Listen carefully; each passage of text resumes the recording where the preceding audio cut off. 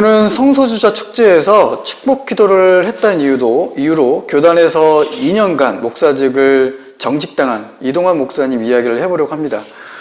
집사님, 이야기를 전반적으로 한번 설명을 부탁드리겠습니다. 네, 2019년 8월에 인천의 퀴어 문화축제에서 감리교 교단 소속 이동환 목사님이 성소수자를 향해서 이런 축복 기도를 합니다. 우리에게 주어진 행복을 지켜내며 더 많이 사랑받게 하소서.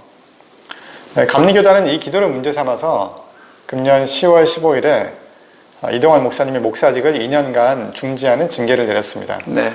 그 근거는 감리교 헌법 교리와 장정재판법 3조 8항인데 마약법 위반, 도박 및 동성애를 찬성하거나 동조하는 행위를 하였을 때를 적용해서 이동환 목사에게 정직 2년을 선고한 것입니다. 즉, 이 목사가 축복 기도를 한 것은 동성애를 찬성하고 동조한 직접적인 증거라고 봤기 때문입니다. 그러니까 성소수자에게 축복 기도를 한 것을 동성애를 찬성하고 또 동조하는 것으로 이제 규정한 것이군요. 그런데 미국 연합교회, 그러니까 미국 연합 감리교회, 그러니까 UMC는 이미 지금 성소수자를 교단에서 받아들이고 전도도 한다고 하는데 한국의 감리교단은 현세대와 정말 동떨어져 있는 모습을 보여주는 것 같습니다. 또 당시에 함께 축복 기도를 했던 그 성직자가 2명이 있었는데, 한 명은 한국 기독교 장로회 목사님이시고요, 한 분은 한국 성공회 소속 신부님이신데 두 분에게는 이런 일이 없었습니다. 즉, 이동환 목사님은 한국 개신교 역사상 최초로 동성애를 지지했다는 이유로 정직을 당한 사례라고 볼 수 있습니다. 네, 그렇습니다. 최근 프란시스코 교황은 동성애자들도 주님의 자녀들이며 가족을 구성할 권리가 있다라고 하고, 동성애라는 이유로 버려지거나 불행해져서는 안 된다라고 말했습니다. 네. 교황은 또 뭐라고 말씀하셨냐면, 우리가 만들어야 하는 건 시민 결합법이며 동성애자들은 이를 통해 법적 보호를 받을 수 있다고 밝혔습니다. 사실상 동성 간의 결혼을 지지하는 것입니다. 그렇죠. 그럼에도 이제 로마 가톨릭에서 이미 그렇게 입장을 보이는데도 불구하고 한국 개신교에서 이런 말을 하기는 정말 쉽지 않을 것 같습니다.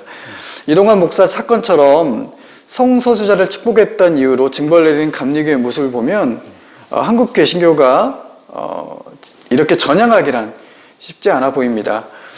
개신교가 동성애 문제에 민감하게 반응한 건 어제 오늘 일이 아닙니다. 2017년에 성소수자를 지지하고 퀴어 신학을 퍼뜨리는 이유로 한국 기독교 장로교회 소속인 임보라 목사님, 그래서 지금 섬돌 향림교회를 담임하고 계시는데요, 이 목사님을 이단으로 지정을 했습니다.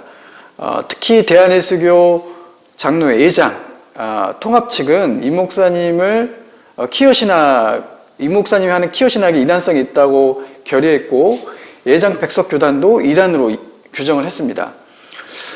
동성애에 관해서 교회의 다른 의견을 지닌 사람이 아예 목사가 되지 못하거나 혹은 학교를 다니지 못하게 하는 그 제도도 만들어졌습니다. 2017년 9월 예장합동총회에서는 동성애나 동성애를 옹호하는 자에 대한 신학대학원 입학 제한을 통과시켰습니다.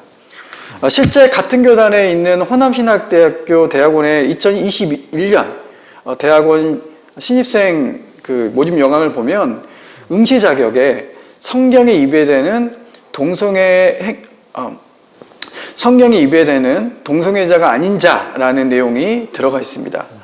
그리고 2018년 9월에는 예장통합이 총회를 통해서 동성애 행위나 동성애 행위를 조장하거나 교육하는 자는 목사고시를 치르지 못하게 한다라는 결의를 통과시켰습니다.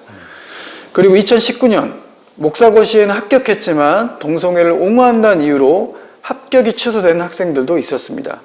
그리고 지난 8월에는 예장통합 대전선오회에서는 대전선오회 대판국이 진보적 동성애의 관점을 담은 동성애는 죄인가라는 책을 쓴 허고익 은퇴 목사에 대해서 면직과 출교 판결을 내리기도 했습니다.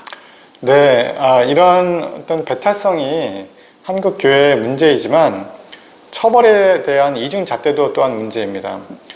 성범죄 목사들에게 관대하고 또 목사가 온갖 비리를 저질러도 침묵하는 것이 한국 교회의 현실입니다. 이동환 목사가 속한 감리교도 예외가 아닙니다. 얼마 전에 돌아가신 금난교회의 김홍도 목사는 네. 감리교 감독회장을 역임했는데 이분은 횡령, 배임으로 법원에 구속을 당하고 또 불륜의 증거가 명백했음에도 불구하고 교단에서 아무런 징계도 받지 않았습니다. 네. 얼마 전에 MBC PD수첩에서 방송되었던 로고스 교회 전중근 목사도 감리교 교단 소속입니다. 전 목사는 수십 명의 교인에 대한 성폭행 사건과 또 교회 재정을 전횡한 증거와 상황들이 명백함에도 불구하고 교단은 솜방망이 처벌을 했습니다. 이런 이중적인 잣대가 한국교회가 신뢰받지 못하게 하는 또 이유라고 볼 수 있습니다. 네. 그래도 희망적인 것은 이동환 목사를 지지하고 또 성소수자에 대한 축복을 당연한 것이라고 주장하는 목소리가 있기 때문입니다. 개신교 연합기관인 한국기독교교회협의회 NCCK에서는 NCK 그 소속의 인권센터에서는 키어 축제에서 성소수자들을 축복 기도를 했던 이유로 이동환 목사에게 정직을 내린 감리교단을 향해서 반인권적인 판결이라고 규탄했고 즉시 철회할 것이라고 하라고 촉구를 했습니다. 또 그리고 감리교 내 젊은 목회자 140명은 이 목사의 축복 행동이 재판까지 갈 일은 아니다라고 주장했고 또 변호사 9명과 목사 34명이 대규모 공동 변호인단도 꾸리기도 했습니다. 이번 이동환 목사의 정직 사건은 한국교회의 배타성과 이중성을 잘 드러냈다고 볼 수가 있습니다. 앞으로 감리교단이 어떤 결정을 내릴지가 주목됩니다. 오늘 방송은 여기까지입니다. 시청해주신 여러분 감사합니다. 감사합니다.